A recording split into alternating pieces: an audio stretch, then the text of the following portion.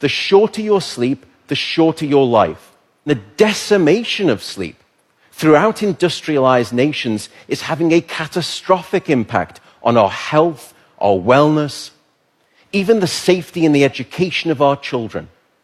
It's a silent sleep loss epidemic, and it is fast becoming one of the greatest public health challenges that we face in the 21st century.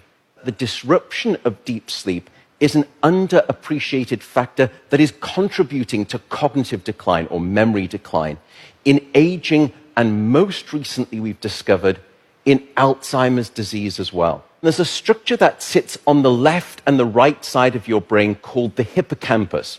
It's very good at receiving new memory files and then holding on to them.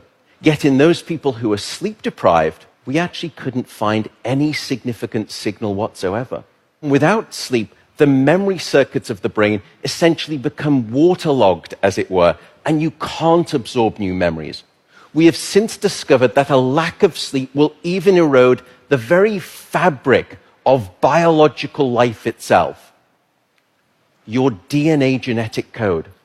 So here in this study, they took a group of healthy adults and they limited them to 6 hours of sleep a night for 1 week. And then they measured the change in their gene activity profile relative to when those same individuals were getting a full 8 hours of sleep a night. And there were two critical findings. First, a sizable and significant 711 genes were distorted in their activity, caused by a lack of sleep.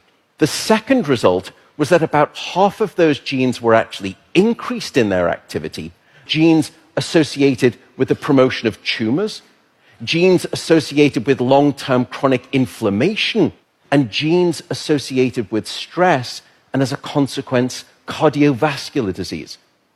There is simply no aspect of your wellness that can retreat at the sign of sleep deprivation and get away unscathed. And at this point, you may be thinking, oh my goodness, how do I start to get better sleep? What are your tips for good sleep? The first is regularity. Go to bed at the same time, wake up at the same time.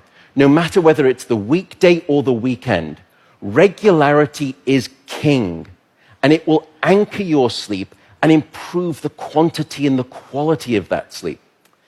The second is keep it cool.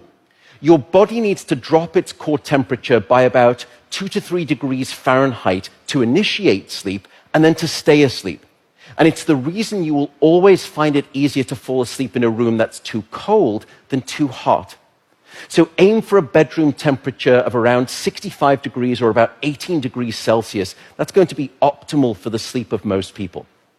Sleep, unfortunately, is not an optional lifestyle luxury.